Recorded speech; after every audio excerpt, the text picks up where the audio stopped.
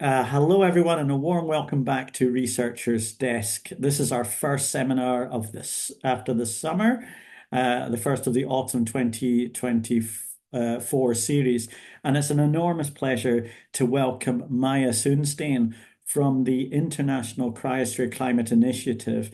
Maya's going to be talking with us about science-led policymaking and the obstacles and what sometimes works. It's a real pleasure to have you here with us, Maya. I've seen a lot of ICCI. I think it's a fantastic organization.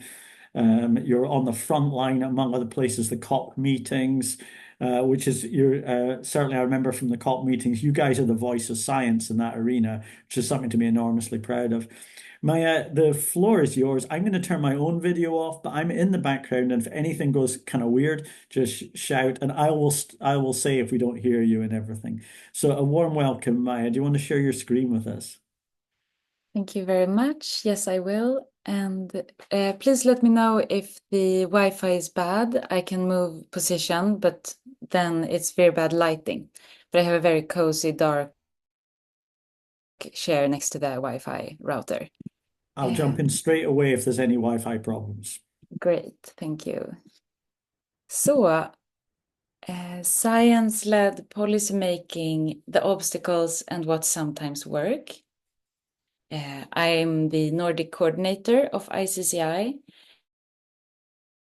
And my background is first a Bachelor in Fine Art from Glasgow School of Art, and then a Bachelor of Science in Meteorology, Oceanography, and Climate Physics from Department of Meteorology at Stockholm University. And I started working with ICCI during the COP29 in Dubai. So that was my first week, which was insane, but also very interesting. I'm just gonna try to make my little, I can't see my mouse here, and I need to move.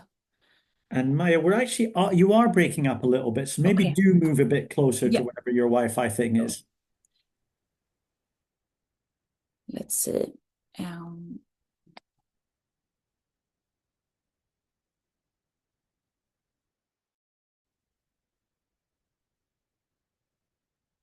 so from here it usually works. Sounds Is that good. good?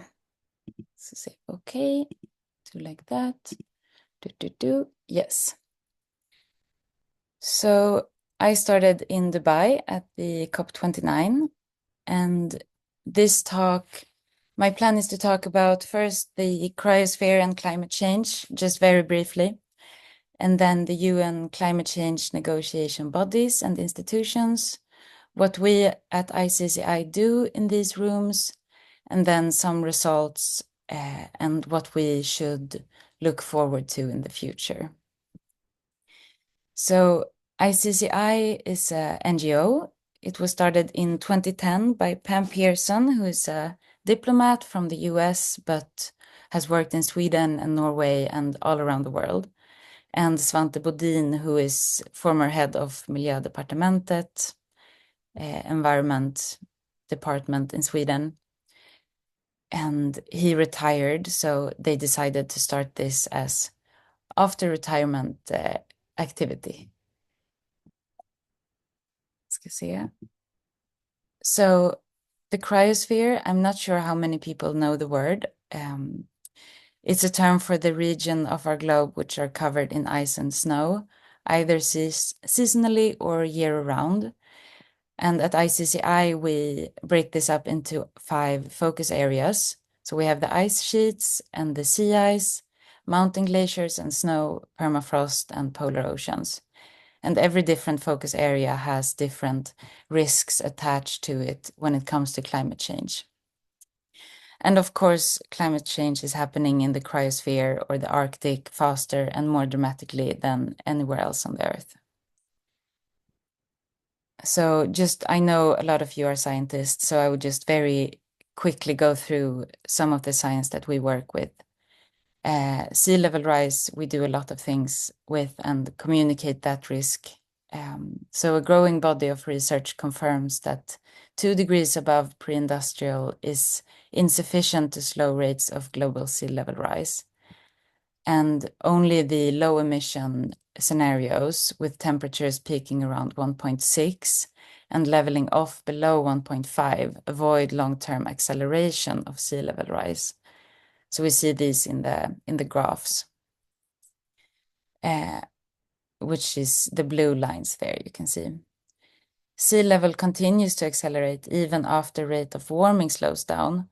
And as you can see on the right graph, that in the high emission scenarios, it continues after the year of 2150 to speed. So it's going to be huge. If we don't stick to a low emission scenario, it's going to be huge impact globally from sea level rise. And it occurs faster and at lower temperatures than we previously thought. And just as an example of a difference between 1 meter and 3 meter, here is Dhaka, the capital of Bangladesh. With 1 meter sea level rise, they have huge effect. A big part of the parks and the lake areas will disappear. But with 3 meter, almost all of Dhaka is gone. It's like an island only. And this, it's very uncertain when this would happen. It could happen earlier or it can happen in 1,000 years, which is still bad. So this is very important for many parts of the world. And here we have some really nice glacier animations I'm going to show you. So this is a glacier in Switzerland, and we have modeled a high emission scenario compared to a low emission scenario from 2017 up to year 2100.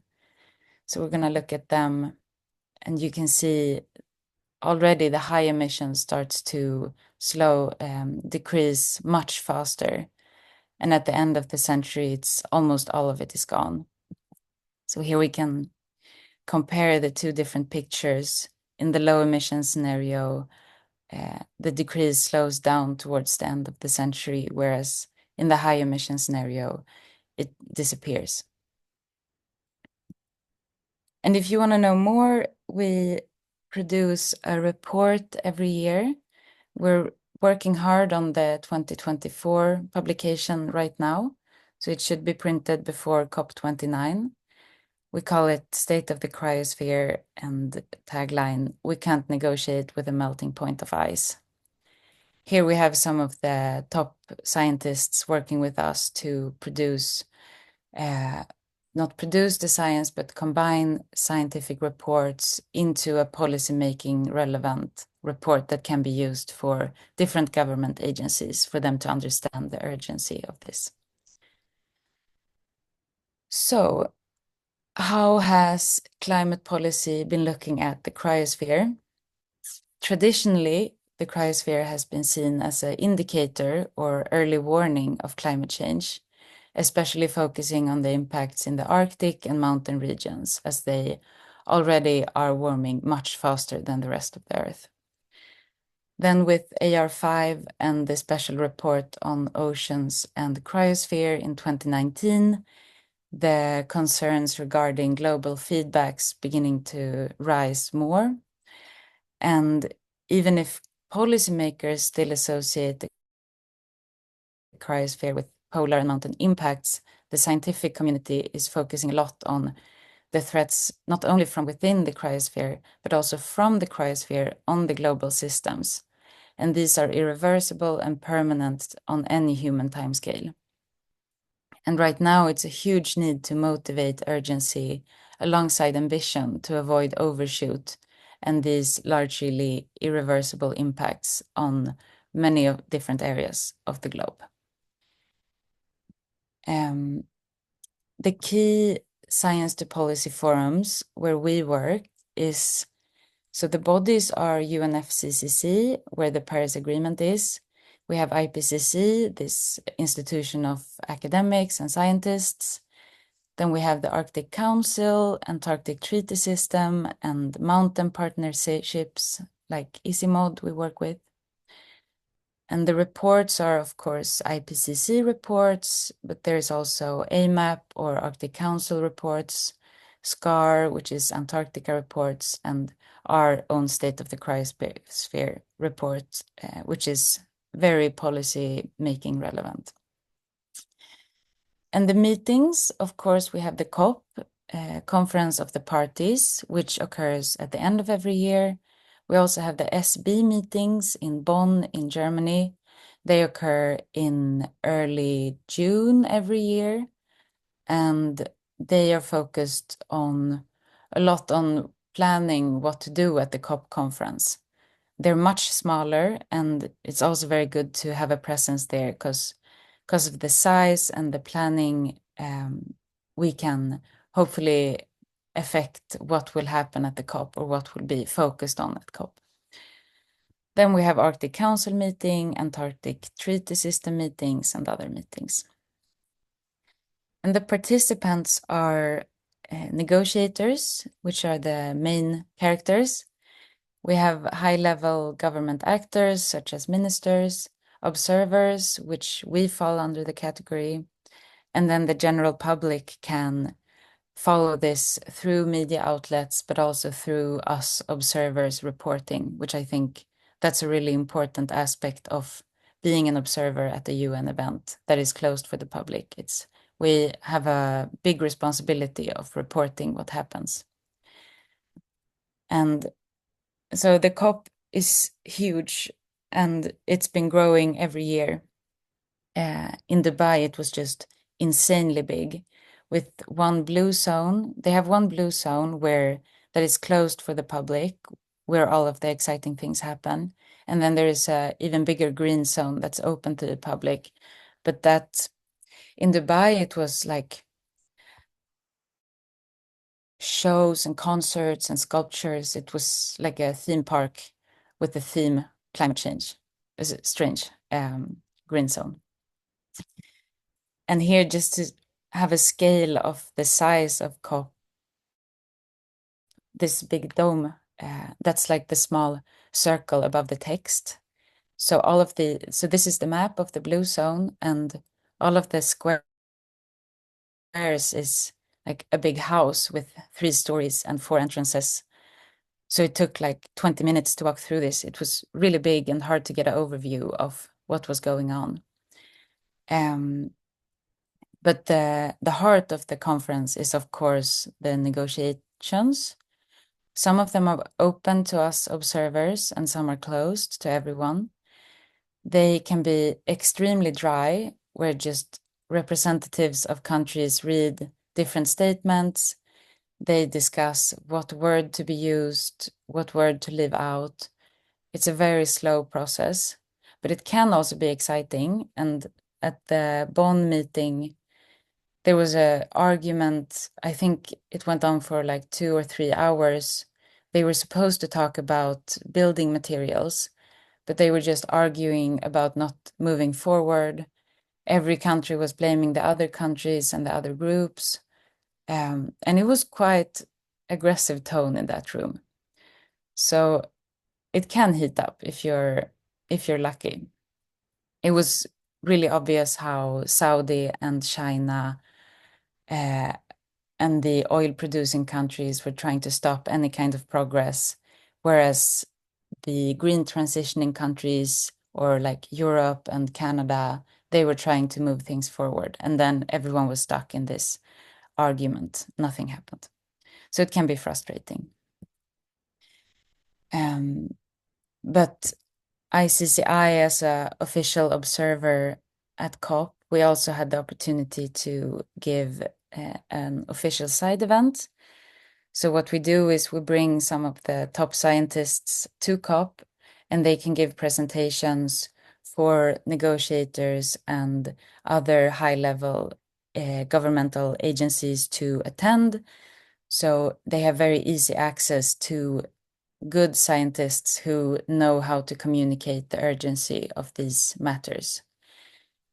And we also had a very fun small demonstration, because with the 10-meter sea level rise, the coast would go through the conference venue. So we put up this like almost police tape, and then Flo, who is Antarctic treaty top scientist in Antarctica, she was wearing these goggles. James was wearing like other swim playthings, and we got some media attention about sea level rise. So that was a fun way to engage on the open field at the COP. But we also have our own pavilion, and now there is like an ocean pavilion, rainforest, every different kind of nature aspect has their own pavilion. But we were the first one to have a nature-focused pavilion. Otherwise, it's just countries who have their pavilion. And here we have side events and panel discussions or lectures running all day. So if people who are negotiators or have a role in negotiations just walk around, they will have very easy access to scientists and hear the important things that we want to communicate, our 5 focus areas. So let's have a look at the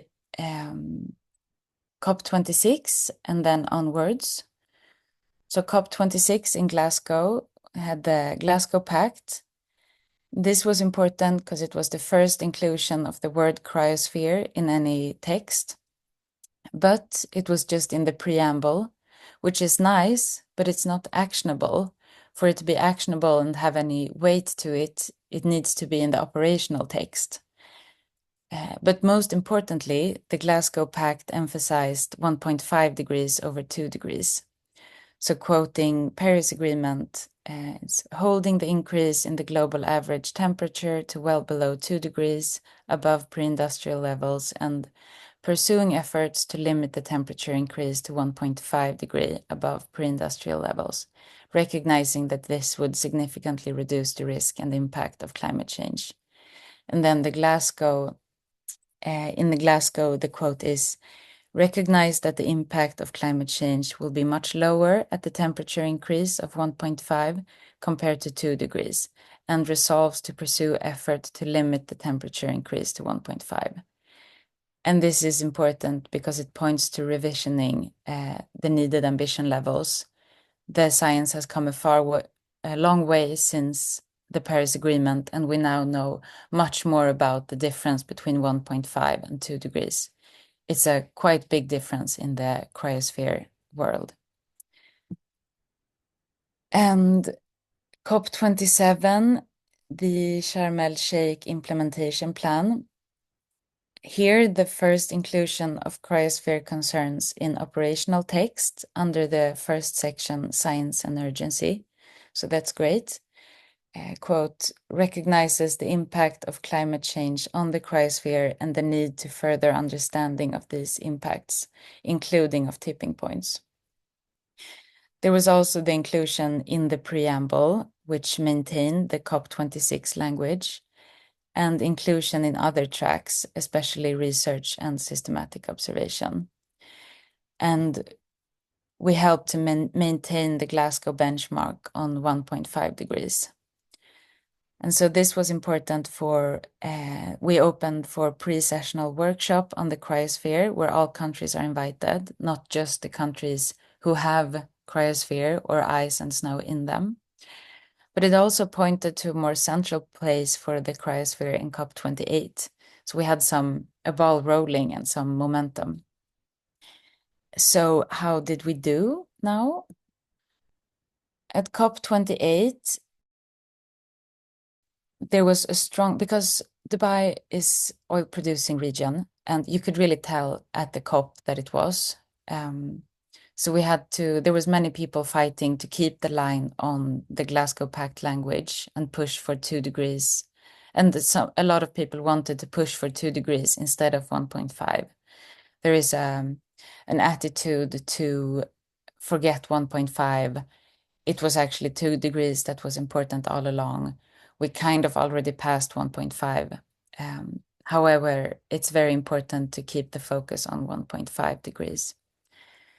There was an inclusion of transitioning away from fossil fuels, continued to phase down of unabated coal and carbon capture and storage, primarily in context of technologies and approaches allowing continued fossil fuel exploration. There is a greater uptake of cryosphere message by governments and media. So in media outlet, we really held the line on 1.5-degree language in the final GST decision, but there was no operational cryosphere-specific language.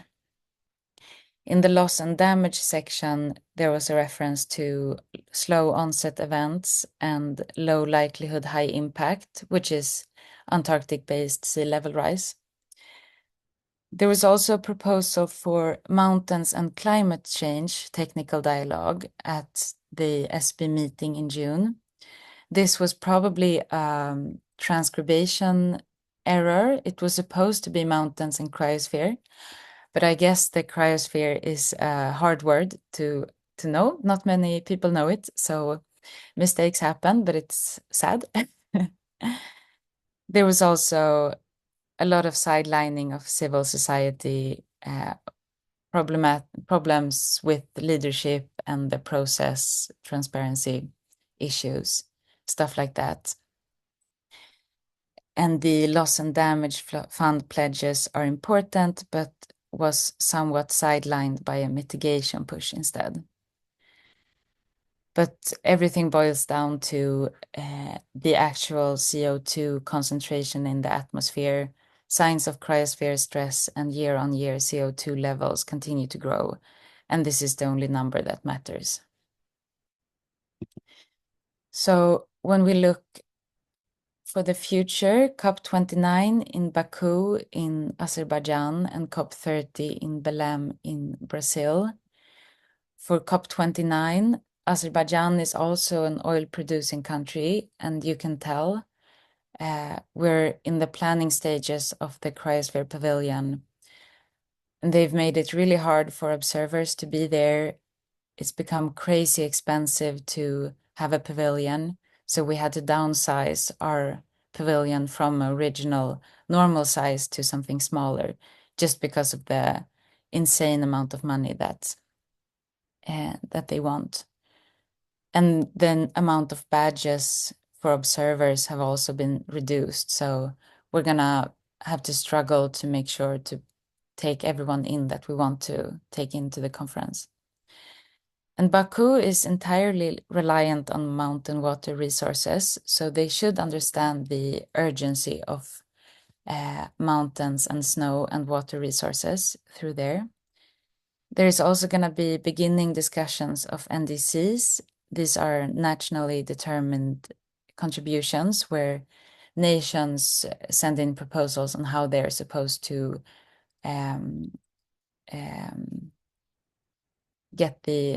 reach Paris Agreement goals. There is this possible challenges to effective science policy participation because we've seen this, how they are not welcoming of NGOs and other civil society. And then we hope to see some decisions on the third periodic review, where parties agree to periodically review the adequacy of the long-term global goals and the progress towards achieving it. So we hope to get a focus on how the science has evolved since the Paris Agreement and the last few years.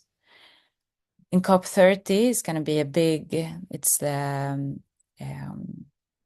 30-year anniversary, so it's going to be a big thing. Brazil is hosting. There's going to be focus on threats to the Amazon, crossing a threshold, and finalizing the NDCs for the 2030 to 35 period. This is going to be really exciting and very important to see what countries decide to, how much progress different countries decide to take on.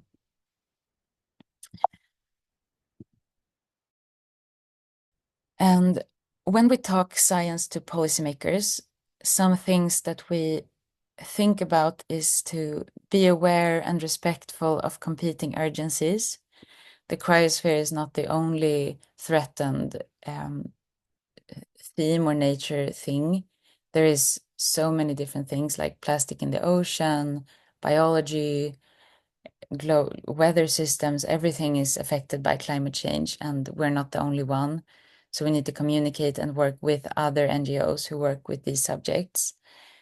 And it's quite tricky to work with the cryosphere because a lot of effects from climate change happening now won't be seen until hundreds of years from now or in a long time. So, like sea level rise is a very abstract threat, but we have to remember that it's real and it's gonna affect big parts of the world. We also have to be realistic about the economic opposition. So the fossil fuel industry affects when some countries who are oil producing countries is very hesitant to move forward. And this is big money. We also have geoengineering advocates who are growing every year and they're well funded. I did a small project about the geoengineering field, looking at who are the big players earlier this year. So I'm happy to have a discussion about that. It's scary but interesting. And we have to take advantage of the opportunities to communicate and keep in mind and prepare for the audience to listen. What we watch out for when we communicate at ICCI is we try not to use the word uncertainty because for scientists that is obvious the meaning, but for a non-scientific community that can sound like we don't know what we're talking about. So we use the word risk instead. And then there is a risk of sidelining science with these specific. So at the UN, they have a specific mountain dialogue or ocean dialogue where they have a day of focusing on these things. But there's a risk of doing that where you take the oceans away from the negotiating room and just put it in another room. So that's a risk of that approach. So if we're going to reach 1.5 degrees, this is where we should be. We should be decreasing emissions now, be at zero emission around 2050, mid-century, and then we should start have negative emissions after that for us to have no or minimal overshoot. Of course, we are not here. This is something, it looks kind of like this. For us to reach the 1.5 degree goal, it's a very steep green curve down to 2030. And even with the policies and actions set in place today, we're nowhere near reaching that target.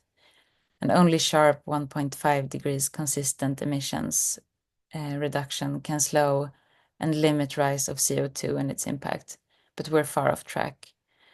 426 ppm CO2 in the atmosphere is the latest number I've heard. So the question is, can the NDCs for next year provide needed course correction? We hope so, of course.